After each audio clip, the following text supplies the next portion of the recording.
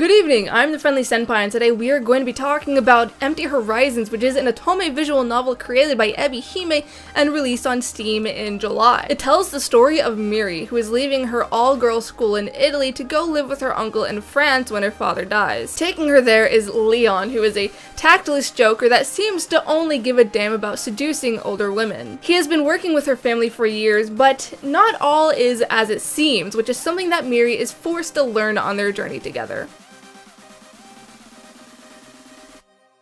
So if you've been here for a while, you would know that this actually isn't the first ebi-hime title I have reviewed. I also reviewed Asphyxia, which you can watch here, which I praised very heavily for it having one of the best, if not the best narrative style I had ever experienced in a visual novel. Something similar can be said for Empty Horizons, which has an exquisite narrative that paints beautiful and vivid pictures in every scene through the use of very well-chosen words. And this is what I adore about ebi-hime's work. There are very few visual novels I've played that have been able to perfectly describe a scenario, but ebi-hime's depiction are always super on point. Outside of the narrative style, we are given an excruciatingly small cast of characters. Miri and Leon take on the entire story, which I know is an incredibly daunting task for a writer, especially if you're creating a story that has romantic elements to it. And it wasn't a task that I feel was executed as well as it could have been. While the characters themselves were very consistent, I felt no chemistry whatsoever between Miri and Leon. And because of that, there were some scenes that felt a little drawn out. And there are no choices to be made, which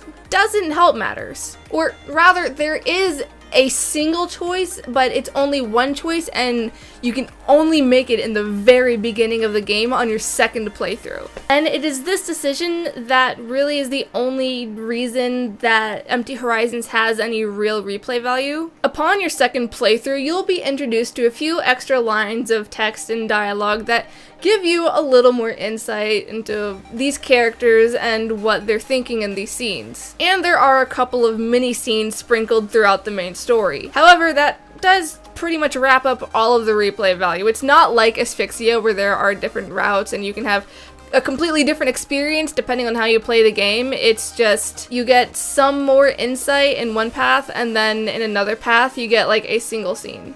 2 scenes. Yeah, you get 2 scenes. However, I do have to say that in your second playthrough, you do get some scenes from Leon's perspective, and that really didn't make the ending that much more heartbreaking. Because I did not see the ending coming whatsoever. I was completely taken by surprise, and I think I actually tweeted at the developer commending them for ripping my heart out of my chest. I actually thought that the ending would change in the second playthrough, and it didn't, and I was just miserable for the rest of the night. As for the length of the game in total, I have roughly 4 hours logged on Steam, and I have 100%ed it. So I would say maybe it takes about 2 hours, maybe 2.5 to get through the story on your first go.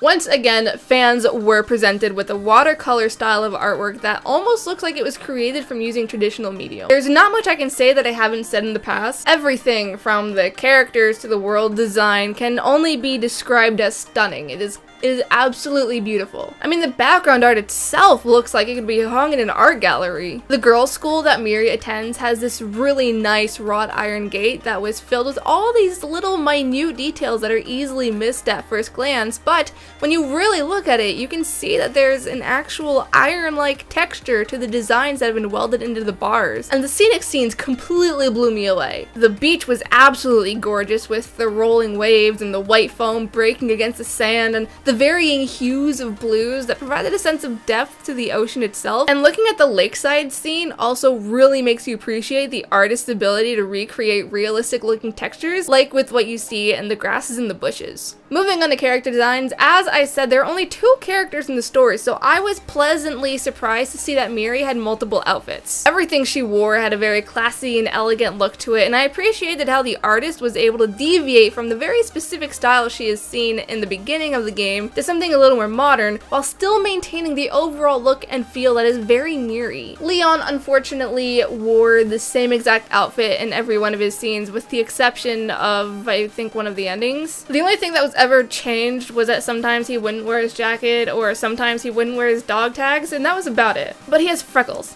That is adorable. The attention to detail seen in the backgrounds also extends to the character sprites, which are created in a very similar style, so I'm not going to continue too much on that. I do just want to say that I adored how the character sprites and the backgrounds meshed so seamlessly without the scenes coming off as flat. My main grief with the visual quality is that the character artist still seems to struggle with hand designs. It's nothing major, it's just a little awkward and it's something that I noticed. Also, who sits in a car like this?